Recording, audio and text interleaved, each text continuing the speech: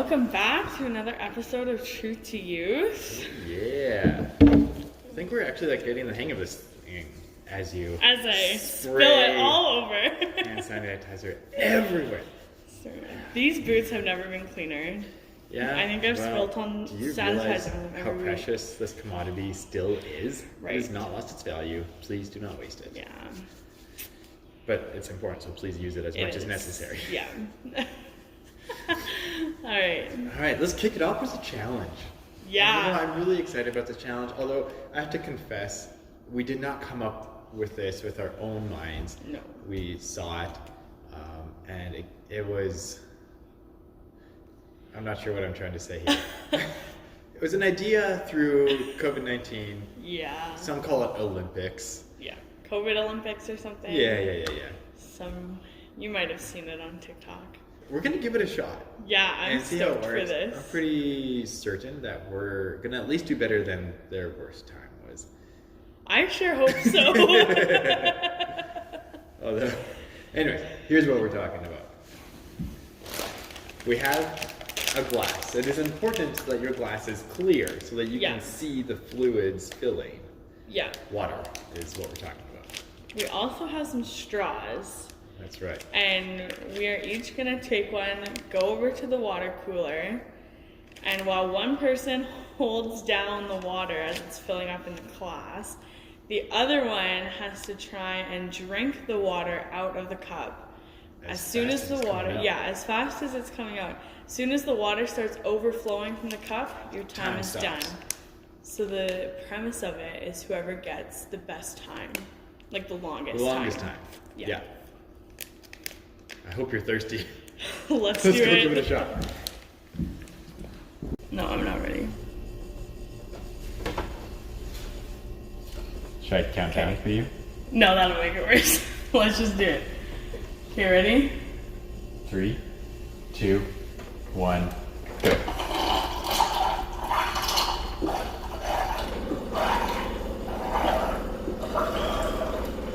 It's so cold. You made a break. Didn't think about that. Oh, it's coming up fast. And it's time. Oh, wow. The That's cold incredibly factor. cool. Now I have a brain freeze. 18.9 is your time. I'm not ready for the cold part. Okay, ready? I'm ready.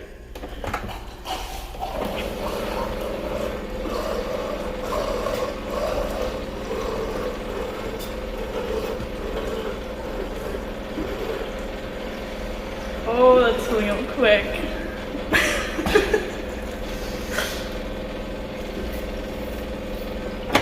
Oh, I'll have to check back.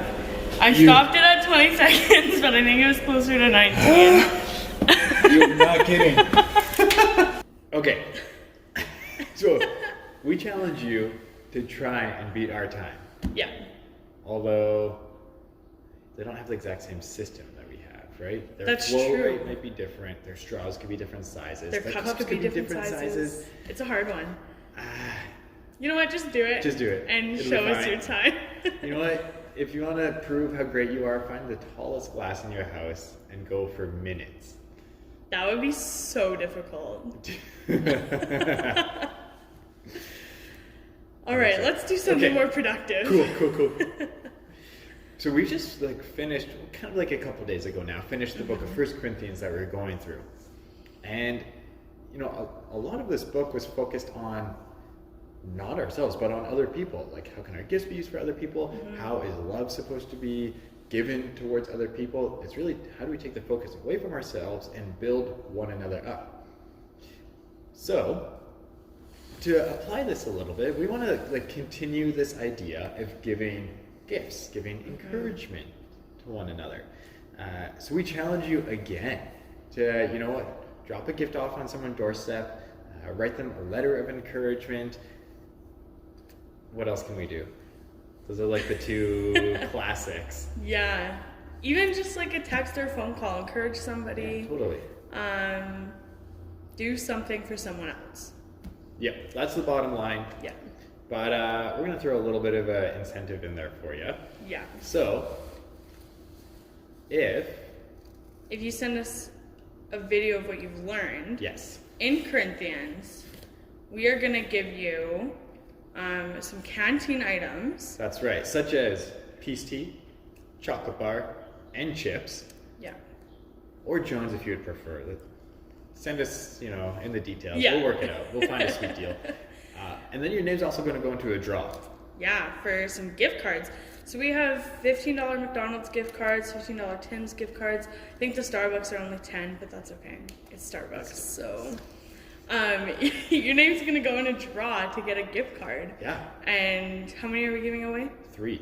Three. 3 of you are going to get a gift card. Of your Remember, choice. Send us your videos. What have you been learning? And then tomorrow, we're going to start into our next challenge, which is naturally. Tomorrow we're starting our next challenge of 2 Corinthians, and this book is so good. I've read it a few times. It talks a lot about putting off our old self and being made new, and there's just so much stuff in it, and it's so relevant as we are going through COVID, and we have this fresh start. And Totally. yeah, If you've ever wished for a time of like a new beginning, 2 Corinthians is kind of the book for you. yeah, So we're going to dig into that. yeah, it's exciting stuff. It's exciting, but also kind of tiring. That's true. I need a break. We should probably take a break. Yep. Hey, Michael. Hey, Lauren. How's it going? Pretty good. It's nice to see somebody for once. Yeah, it's kind of a cool day to be doing this. That's okay. We can stay huddled around the fire. Did you bring any snacks? I got some cold coffee. Cool. I got some chips. Would you like? Never mind. I'll eat them myself. Just gonna stand there and eat them in front of me. What was that? I can't hear you. Okay. Really good to see you. Yeah, you too. Feel like people should do this more often. We should maybe have a parking lot get together or something. What? We should have a parking lot get together. That's a great idea. I'll see you on a warmer day. Okay. All right, guys, welcome back. Part of the show where we invite a guest. And today is special. All of our guest time is special, but this guest is our first guest callback. Yeah, it's exciting. Today we have Shalise Cowie with us again. Round 2. Hey, wait, was I supposed to come out? Yeah. Okay. That's amazing. Shalise, welcome here. It is so good to have you back. Again. Nope, just back. Again would be like a third time, which we might get there. Right. Maybe. Anyways, Yeah. we'll work on the details of our English syntax later. Yeah. Shalise, so we already know who you are if people have been tracking with us anyways. What would you say is the thing about you that has changed the most in the past month? Past month. I think I have more energy, which sounds odd because I'm not doing anything really. I'm mostly just at home. But I think just having time to work on myself and reflect and do things that I like, it's given me more energy, which has been fun because then I do more stuff. That's which awesome. is odd because you would think it would be that way. More energy is always good. I feel like I could always use just a little bit more Just a energy. little bit. Yeah. Because then I actually want to do stuff and not just sit and watch Netflix all day. Yeah. Right. Kind of that's how it starts. You're like, oh, I just want to sit and watch Netflix all, and then you get tired of it. It's like, no, I don't actually just want to sit anymore. I want to do something. You want to enjoy being stuck at home as much as you can. Just really seize the moment. Carpe diem. Awesome. What kind of stuff have you been doing? I have been trying to learn guitar. I have been Wow. doing a lot of painting. Oh, that's and, cool. Yeah, now that the weather is nice, I can go outside more and just enjoy the sun and no more snow. Those are two very good things to enjoy. Yeah. It's been good. Yes. Cool. That's awesome. Well, our topic for today is we're going to be exploring the LGBTQ community and how that relates or doesn't relate to the church. And you've done some research on this. You've had several conversations with people about this. So we're going to ask you some questions so you can share some of your insights with us. Nice. Yeah, so our first question is just what is a healthy Christian perspective on the LGBTQ community? Okay, I have my cheat sheet here. I'm allowed to have one. So first off, we do need to be aware that homosexuality is addressed in both the Old and the New Testament as being as not as God had intended it to be. We see that in the Old Testament when they're talking about the old laws and how like man lying with man is a sin, and also many of the cities that were that God was really like pushing for, some of these cities he was even smiting. That was one of the things that was involved there. And it is talked about in the New Testament as well. Paul talks about it a lot in his journey to the different churches. Like in Corinthians, he talks about how that is one of the major sins that is happening within these churches that he needed to address. However, this does not mean that God hates people that are LGBTQ at all. Just because it is something that is wrong in God's eyes, it's just not the way that he intended it to be. That does not mean that he is hateful towards those people specifically. So something that I think we need to have in our viewpoint as Christians is do not treat homosexuality like it is like the sin to end all sins. Right. Because it's Don't really single it out. One of the questions, and even Corinthians talks about love a lot as well, which we've been looking at as our devotional study. So if these relationships are love, why are they wrong? So homosexuality is not how God intended sexuality to be. He intended it to be between a man and a woman. He created our body specifically to be able to connect in that way. It's supposed to be something very holy, specifically for a man and a woman.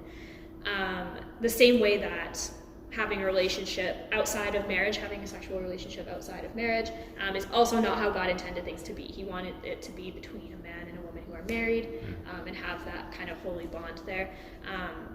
So I just have like an example here, just so that people that are part of the LGBTQ community don't feel singled out as this is like a sexual sin. So if a married Christian woman has fallen out of love with her husband, not because of things like abuse or hatred or anything like that, it just happens. They just don't have those same romantic feelings anymore, and they don't feel that love towards their spouse. But she still remains married to him and doesn't get a divorce just because she doesn't have those feelings anymore. She is making a difficult sacrifice because she's going to be spending the rest of her life with someone that she doesn't necessarily have that romantic love with, and so she will be missing out on that. But she is doing it to honor the promise that her and her husband made before God when they did get married. And maybe this woman has developed romantic feelings for another man, but she chooses not to act on them for that same reason, because having that sexual affair, going outside of marriage and having that is also something that is not intended, the intended use of love and sex. So I want to remember what I wanted to say. I worked hard on this because I want to so I want to make sure that I'm saying the things that I want to say. You're doing great. Thank you. Yeah, so this woman, if she's having that, she's not denying that this love with this man that isn't her husband is there, but she's handling it in a way that is obedient to God, to align with the way that God had intended marriage and sex to be. And that's hard. There's no denying that. Like, it's not an easy thing at all. But I just want to get across that love that is not seen as right in God's eyes is not just a same-sex thing. That's a really good example. And I find that example you gave probably goes unnoticed a lot more than when we are talking about some of the LGBT community, that it tends to catch our eyes, right? It's easier for us to notice that. So kind of going along with that, is it wrong for a Christian to feel feelings of same-sex attraction or feel like they might be LGBTQ. So, straight off, I want to say absolutely not. It is not wrong to have those struggles. Emotion is not a sin.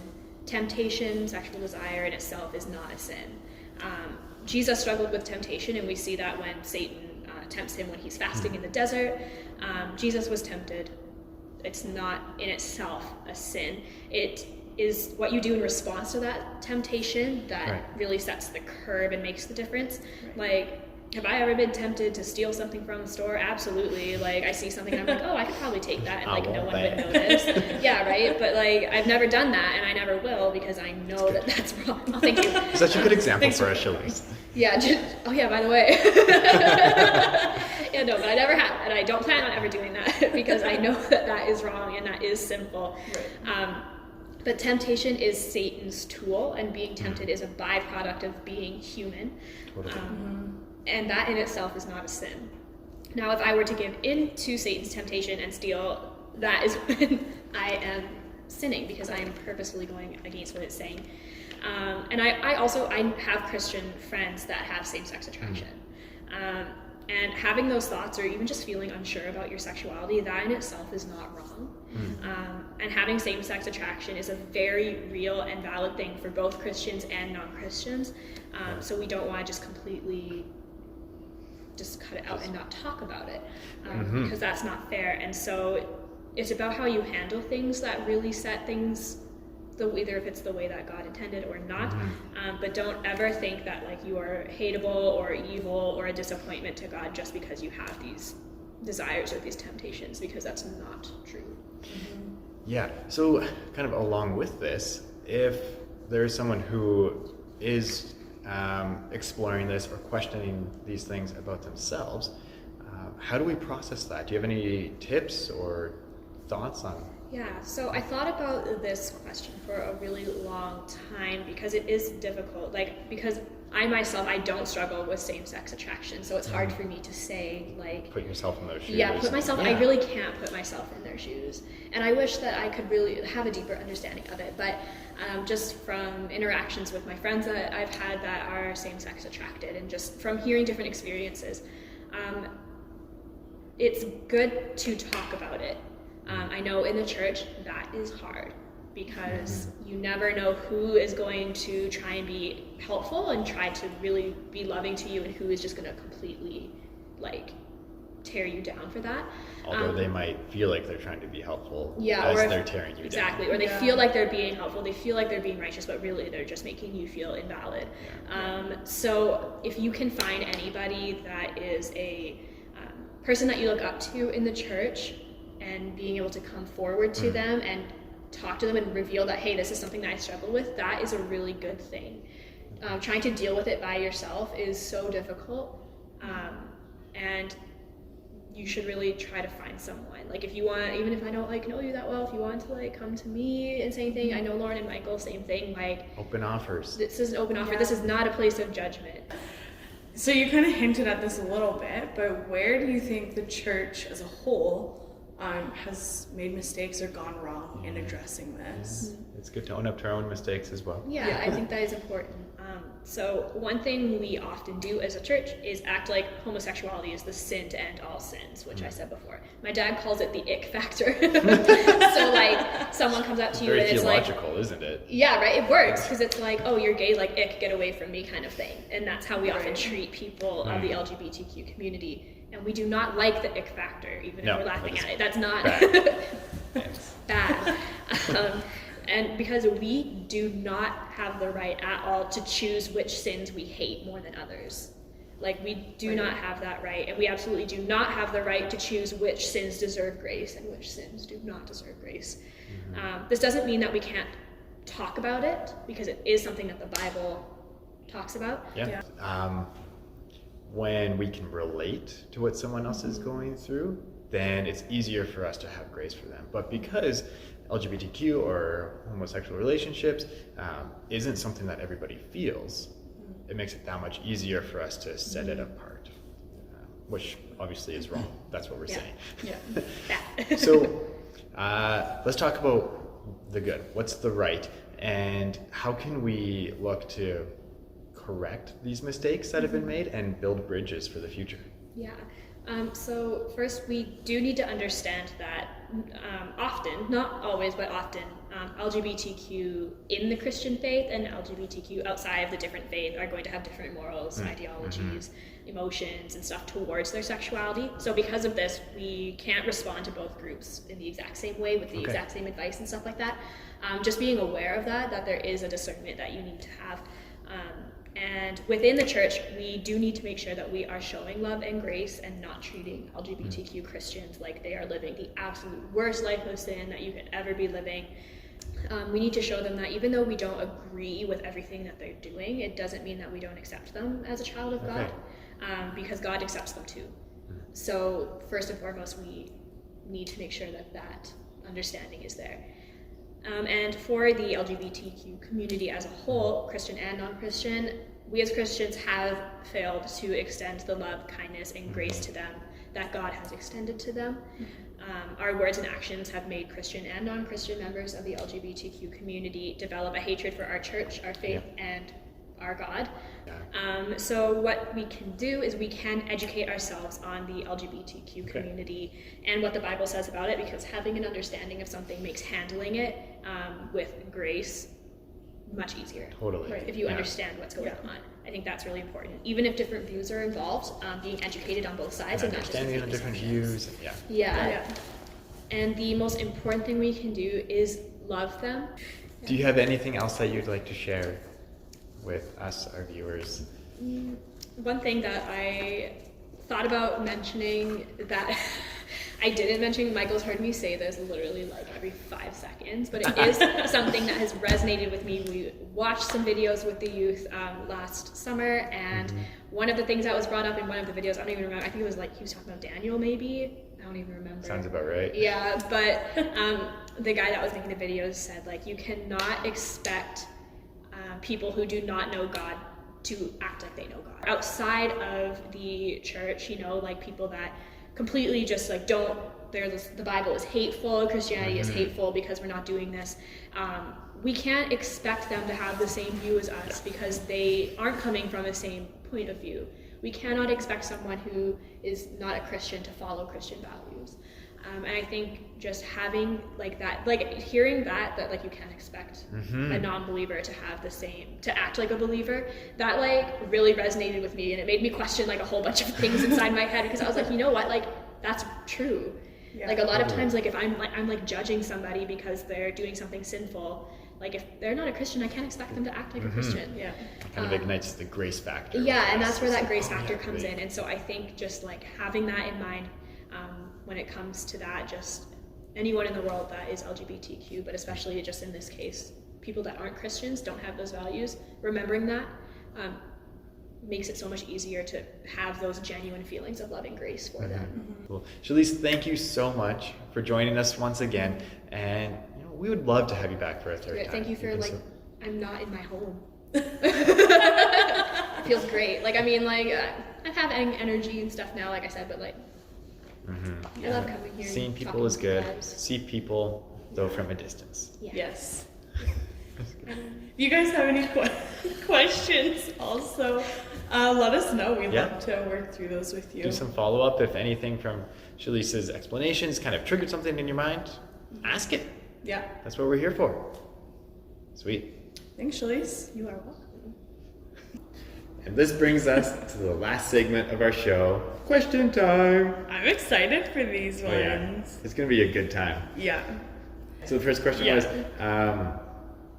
okay, I'm having another baby. 1, do I know if it's a boy or a girl? And 2, what am I hoping for? Yeah. So, you know, this could end up really bad if I admit something is wrong. But thankfully, I know the answer. Right. We are having a girl. And if I'm allowed to say this, that's exactly what I was hoping for. I've always wanted to have like one of each, one boy, one girl, and now that's what we're going to have, which is great. Yeah. I mean, if it was another boy, I wouldn't be disappointed. I would just be really excited to have a girl one day. Yeah. That's awesome. So there you have it. That's the girl. Yeah. Okay, so then we are gonna be answering some would you rather questions today too. Those are some of the funnest questions. Yeah, I'm excited about And, this one. I only know half the questions. Lauren knows the other half of the questions. So this is going to be like some of on the fly stuff here. Yeah, Do you want to go first? let's do it. Okay, I have to try and remember them now. Okay, would you rather have arms as long as your legs? Oh wait, that's not what the question was. Would you rather have fingers as long as your legs? Whoa, that is way different. Or legs as long as your fingers? Oh my goodness. It's a hard one. Okay. So my legs bend in one place, yes. My fingers bend in two places. Does that stay the same? I don't know. You have to know the details of the question. Right. Can I curl them up and like put them in my pockets? Look, your fingers? If my- Oh, okay. my I see what you're doing. Yes. If my legs were the size of my fingers, could I walk on them? Or is it like as strong as a finger? Like the size of a finger, but still you would Still be able function to walk. as a leg. Yeah, still functionable. You would never be able to find pants though. You know what? I'm gonna go with the fingers. Fingers as long as legs. All right. I don't know how practical it'll be, but I feel like I could do some pretty amazing things with all of that length. That's a lot of That like. is a length. What would you do? I think I'd do the legs as long as my fingers. Yeah. Why? Because then I mean, I disagree. like I would Stronger. still be able to use my hands. You know, like I feel like it would be difficult But you couldn't use your leg. I mean, you could, but like, if they're functional. There's- You're just really short. how would you get into that chair? Didn't think With about your that. hands that are normal sized? Yeah. Push myself up, maybe. You can never drive. That's not true. You can get stuff That's true. I could probably never where you drive. could drive. Because I don't know where to put these things. Yeah, exactly. Okay, next question. Lauren, would you rather have unlimited flights to wherever you wanted, or never have to pay for food? Oh, flights. Yeah? Yeah, flights all the way. Okay. I love traveling, and flights are so expensive. That's true. But that's a lot of food you're going to have to pay for when you're traveling. That's true, but it makes up for it when I don't have to pay for a $3,000 flight. Where are you flying to? Flights are expensive. That's true. They are like to expensive. the other side of the world, Yeah. they're expensive. So, yeah, flights. Okay. I expected you would answer that. But I feel like for the amount that I fly, the amount that I have time to fly, Right. given having another baby, flying is awful with children. And I don't Yeah. even know if I want to fly. Right. But we go through more and more food, so I'm going to take the food. That's fair. And you know what? This counts for like skip the dishes, takeout. It's the dream. Fair. Yeah, that's true. So. Okay, final question. Would you rather be able to dodge anything, no matter how fast it's moving, or be able to ask any 3 questions and have them answered accurately? Who am I asking these questions Whoever to? you want to. Oh man. Also, it doesn't really matter because they're going to be answered accurately, They're no gonna- matter yeah. who you ask. Right.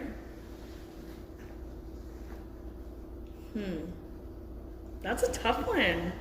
I think I would like the question one. What question would you ask? I don't know. I think it depends on who I'm talking to.